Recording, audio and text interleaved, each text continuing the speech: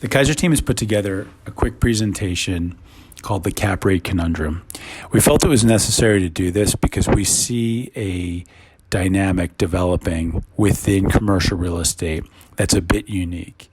Typically in environments where the fundamentals are weakening, and that's the case that we see right now across particularly the retail, office, and hotel sectors of commercial real estate, typically you'll see cap rates rise in that environment because investors that are buying commercial real estate as an investment opportunity will demand more yield when fundamentals weaken.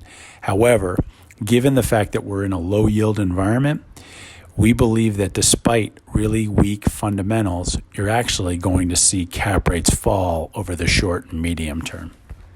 We're going to tailor this presentation to the office sector, and we're going to hold off on talking about cap rates for a second. Let's just talk about fundamentals and what we see across the office landscape for the short and medium term. When we think about fundamentals, we think that there are two main factors that are going to be driving the need for office space for the foreseeable future.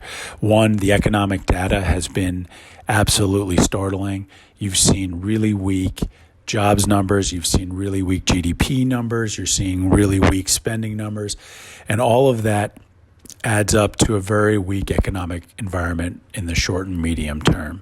In general, just looking at this slide and how the office sector performs during recessions and post-recessions, in most cases you see rising vacancy rates, falling rents, and if you look at the chart in the below right on this slide, in the past three recessions, and looking across 13 cities, in virtually every scenario, you see an environment where rents fall. And we believe that to be the case in this environment as well. Now overlay the second factor that's really going to be driving office fundamentals. Most users of office space are currently rethinking how they use their space. You've seen a lot of headlines about allowing employees to work from home, not having to be in the office 9 to 5 days a week, and that sentiment seems to be growing. And I think one of the most interesting aspects of what the pandemic has created is that it is no longer taboo to allow employees to work from home.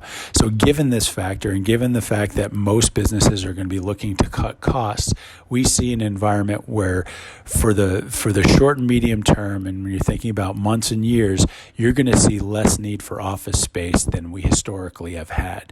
And what that means is we expect an environment where rents are going to be falling, vacancy rates are going to be rising, and commercial real estate values are going to be falling as well.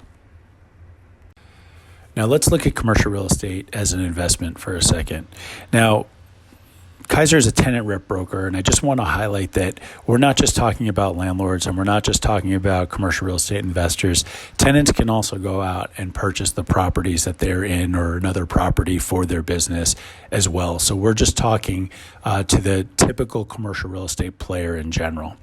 And when you think about commercial real estate and cap rates and the yields that these buildings typically give off, you're talking about rates in the 5 to 7% yield area. Now, over the past 10 years, if you look at the chart on the top right, you've seen cap rates compress from during the crisis in 2009 in the 8 to 9% yield area all the way down to this 6 to 7% yield area today. Now, I think what's interesting about this is that there aren't many investments out there that offer 5 to 7% yield today. If you look at the bottom left chart and you look at the bond universe and look at where corporate bonds are trading and look at where treasury bonds are trading, this chart does a really good job of ring fencing the majority of safer investments throughout the bond world. Looking at the green line in the chart on the left, that's where treasuries are trading essentially today. And if you look at that, you're talking about rates around 70 basis points or below 1% across most of the curve. The red line shows triple B corporates, which are quote unquote safe corporate bond investments, and those bonds are trading in a yield range of somewhere between 2 to 3%. And then when you think about the highest rated junk bonds that are out there, the double B corporates of the world, those bonds are trading just below 5%. Now, when you talk about triple C rated corporates or some of the riskier stuff, that's when you get to the 10 to 12% yield area. But really, what you can see here is that there's a void of really safe 5 to 7% yielding opportunities. When you think about the stock market on top of it, despite the really weak economic data that's out there, stocks are almost back to all-time highs. So where do investors go to find any investment yielding 5 to 7% that they feel is safe enough to deploy capital towards? And that's where we see commercial real estate feeling a serious void that's developing within the overall investable universe.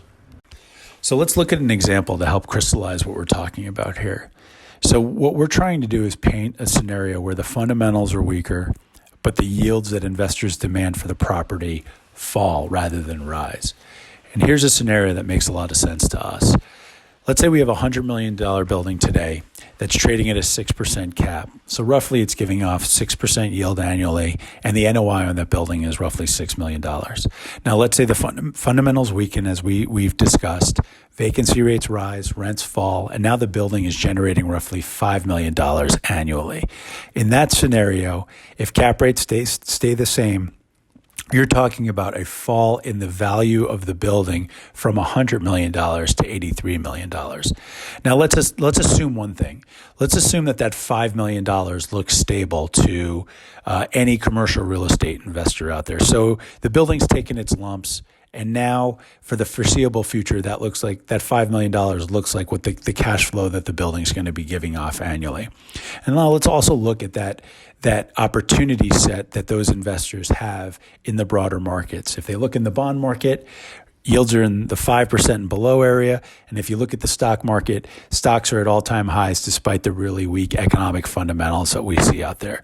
What we see developing within the commercial real estate sector is that investors are going to look at this opportunity and think it looks really attractive.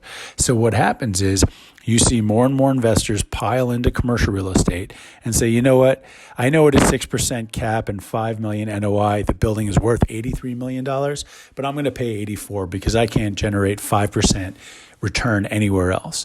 And maybe that another investor comes in and says, you know what, I'll pay 87. We get to a point where investors are paying $90 million for this same building that's now had a drop in NOI and a drop in its commercial real estate value.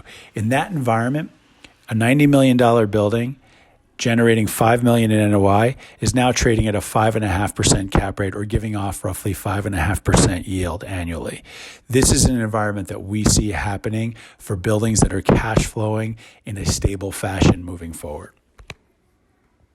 We know that was a lot to unpack in a very short presentation, and we'd be happy to answer any questions you may have. We do think this is going to be an ongoing topic for discussion, and the more you understand about commercial real estate and cap rates and what's happening with the fundamentals, the more you'll be able to make really sound financial and real estate decisions moving forward. If you have any questions, feel free to reach out to us. My email address is buretsky@kaiserco.com, and I'd be happy to hear from any of you. Thanks a lot. Bye.